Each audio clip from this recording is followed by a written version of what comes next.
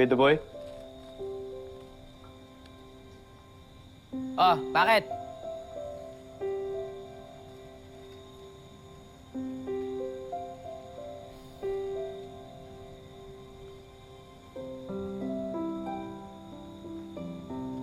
Ah, Sir Francis,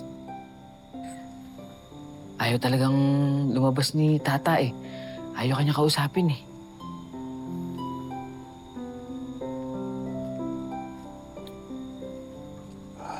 Sige. Pakibigay na lang to kay Tata. Or kung ayaw niya talaga, kahit kay Naigwapa na lang. Sana magustuhan naman niya to. Naintindihan ko naman eh. Alam ko nagalit pa rin kayo sa akin. Ang bihira ka naman. Ba't dinamay mo ko? Pati tayo. Malamang, siya lang galit sa'yo, si Tata lang. Alam mo kasi, ako naniniwala ako sa second chance, third chance, fourth chance, fifth, sixth, seventh chance of winning. O gusto mo, ituloy na natin yung plan B.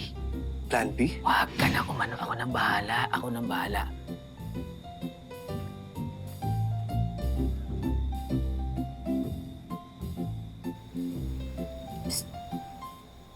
Maymay.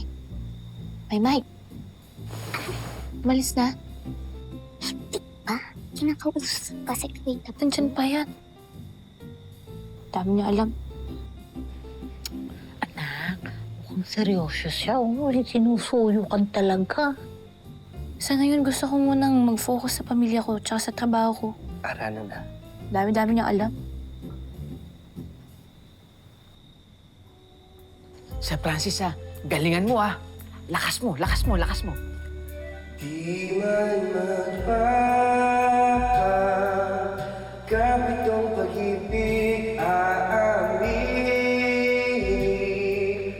Kung Nakangiti! Nakangiti! Nakangiti! Yan! Tingin mo, tingin ka. Kung sa lihim ka lang, kung sa lihim ka lang. Kung sa lihim ka lang, Talaga namang nakakakilig. lihim ka lang. Alam ko naman. Pinaglalaban ka, mo.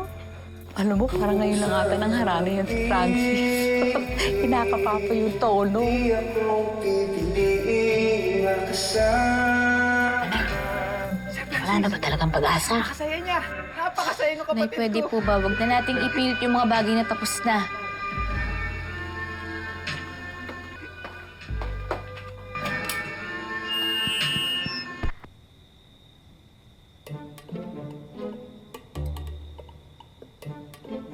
Pinatayin ako ng ilaw.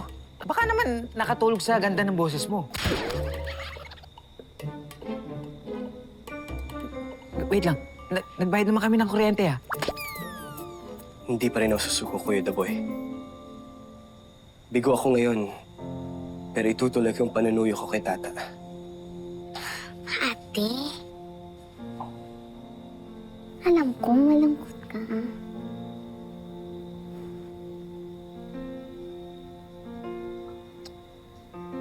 Salamat, Maymay. Nay, matutulog na po ako. Good night.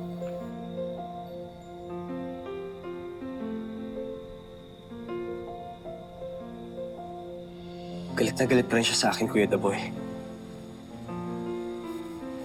Pero hindi pa rin ako susuko.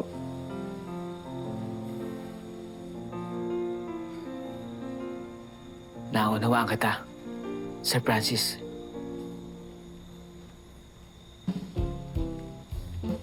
Akin na yan.